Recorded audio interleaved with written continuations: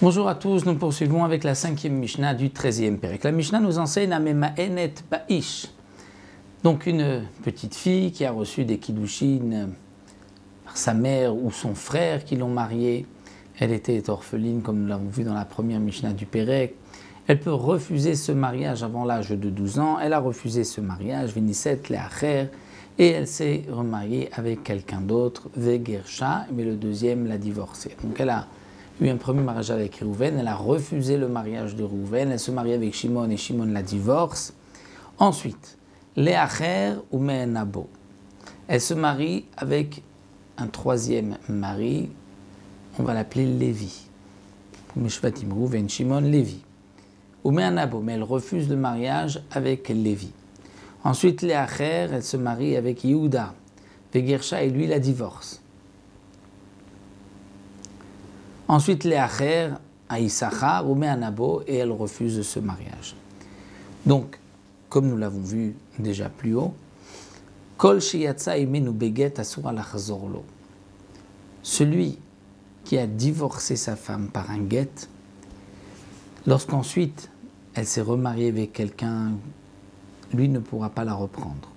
Mais bemioun muteret lachzor lo. S'il l'a quittée par le mioun, là il pourra la reprendre puisque le mariage est annulé. C'est-à-dire que la Mishnah vient nous dire ici, bien que nous avons vu dans la 4e Mishnah, que si quelqu'un était marié avec une petite fille, il lui a donné un guet, et ensuite il la reprend et elle fait mioun, elle refuse le mariage, le mioun l'emporte sur le guet et on considère qu'elle n'a jamais été mariée avec lui, au point que si ensuite elle se marie avec Shimon et qu'elle divorce, elle pourra revenir chez Réhouven.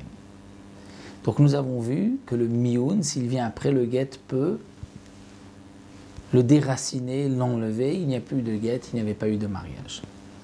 Mais tout ceci, c'est lorsque c'est la même personne, nous explique ici le Tana de la Mishnah.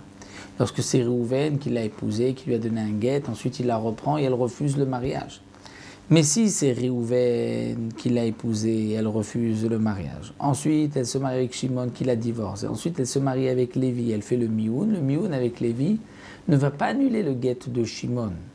Donc lorsqu'ensuite, elle se marie avec Yehuda et qu'elle divorce de Yehuda, donc pour Shimon, c'était sa femme qui l'a divorcée, elle s'est mariée entre-temps avec quelqu'un d'autre, il ne peut plus la reprendre. Donc ça, c'est ce que le Tana de la Mishnah nous dit. Tout celui qui a quitté sa femme par le guet ne peut plus la reprendre, puisque c'était sa femme, elle a divorcé, elle s'est remariée, il ne peut plus la reprendre. Mais si c'était par un mioun, parce qu'il a refusé le mariage, alors là, elle peut revenir à lui, puisque on considère que ce mariage n'avait pas eu lieu, donc elle n'était jamais mariée à cet homme-là. Elle peut ensuite, même si elle s'est mariée avec quelqu'un, revenir chez le premier, puisqu'on considère que ce n'était pas son mari. Donc voici pour la 5e Mishnah. On se retrouvera pour une autre Mishnah la prochaine fois.